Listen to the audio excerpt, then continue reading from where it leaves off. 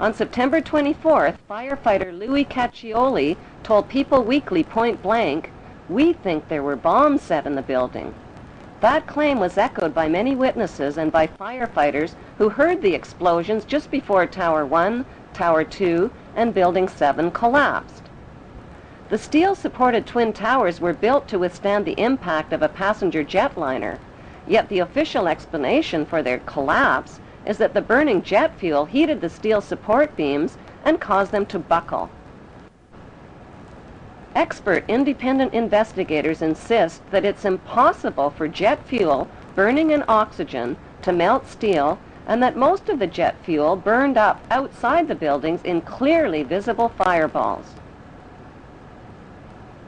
After the crashes, the white smoke turned black, indicating cooling temperatures, not rising temperatures as reported. Why did a company called Controlled Demolition quickly haul away, melt down, and dispose of 499,850 pieces of structural steel that could have proved the temperature the steel had reached and the use of explosives? Why did Tower 2, that was hit last, fall first, 53 minutes after being struck, whereas Tower 1 fell 1 hour and 28 minutes after being struck? An even bigger mystery is why Building 7, owned by Larry Silverstein, collapsed much later on in the afternoon, even though it had never even been hit. If these 3 World Trade Center buildings were rigged with explosives, when could the explosives have been installed, and who controlled access to the buildings? The 30-year-old World Trade Center has always been publicly owned and managed by the New York, New Jersey Port Authority. That is, until a Jewish businessman named Louis Eisenberg became the chairman. Eisenberg is an active leader in Jewish Zionist organizations. He personally oversaw negotiations that put the publicly owned World Trade Center into private hands. Those private hands belonged to 2 Jewish pro-Zionist billionaires named Larry Silverstein and Frank Lowy, even though their bid was lower than other bids. Lowy served as a commando in the Israeli army, and Silverstein just happens to be the former chairman of the United Jewish Israel Appeal. With Eisenberg's help, they landed the 99-year lease worth $8 billion for half price at $3.5 billion.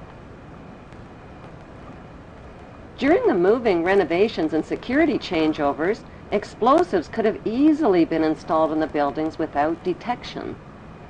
George W.'s brother, Marvin Bush, was not only the director of the World Trade Center's electronic security company, he was also the director of the World Trade Center's casualty insurance company called Houston Casualty. That company terminated their insurance coverage for the World Trade Center before 9/11, right in the nick of time. Another suspicious company occupied the 16th and 17th floors of the North Tower. That company, called Zim Israeli American Shipping, suddenly broke their lease, paid a $50,000 penalty, and moved out of the World Trade Center only weeks before 9/11.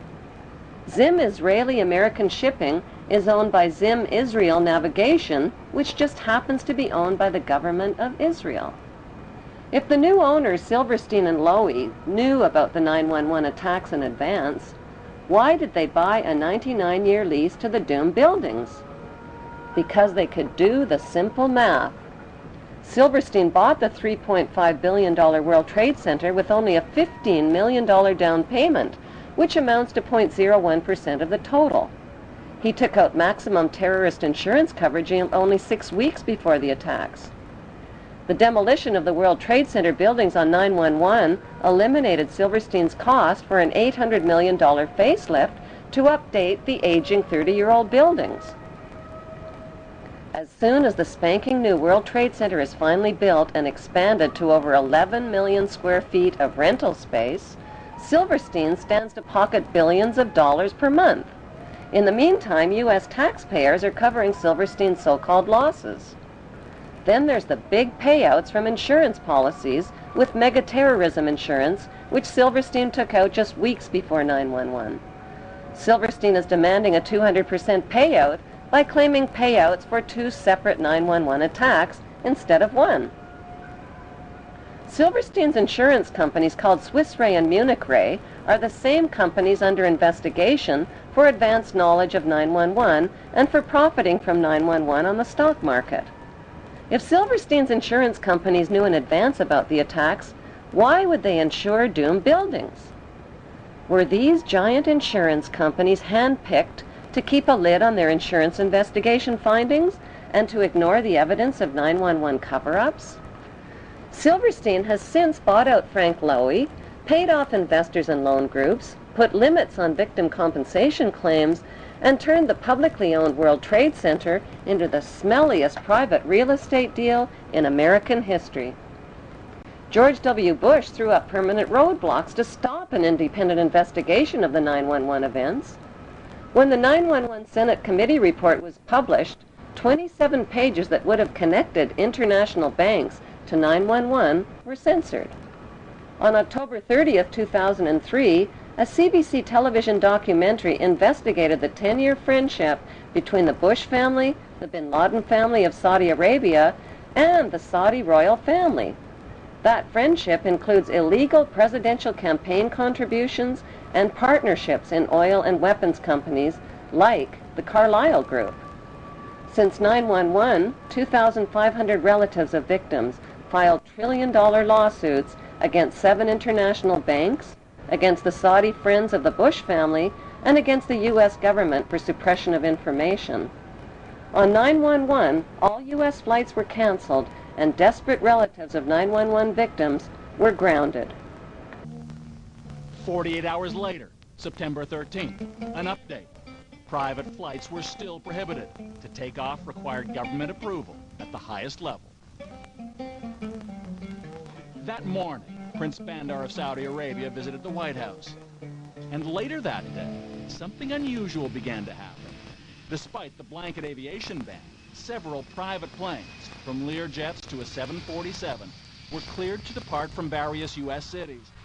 On board were dozens of the Saudi elite, almost every one a bin Laden or a Saudi royal.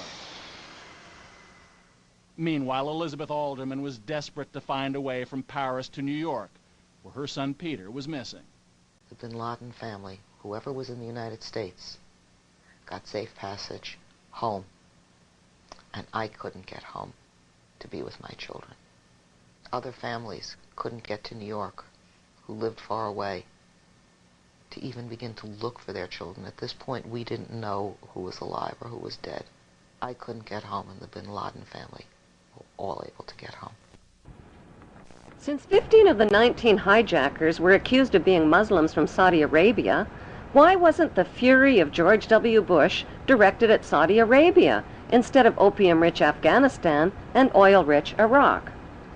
Before the first plane ever even hit the first tower on 911, a massive military buildup was organized near Afghanistan called Operation Swift Sword and Operation Bright Star.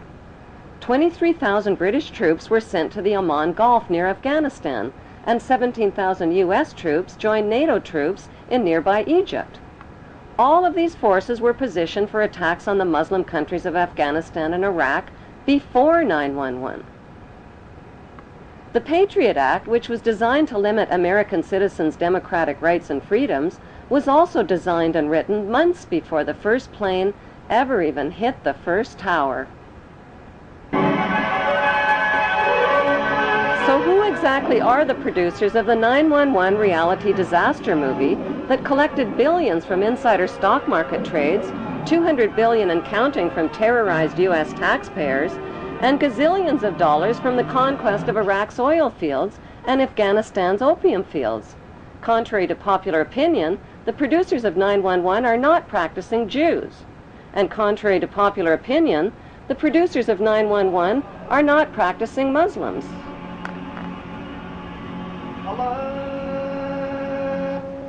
They are a secret network of international pirates who identify with no nation, no national flag, and no established religion. Their flag is the skull and crossbones, and their god, G-O-D, spells gold, oil, and drugs. It is important to understand the difference between the term Jews, Hebrews, and Zionists.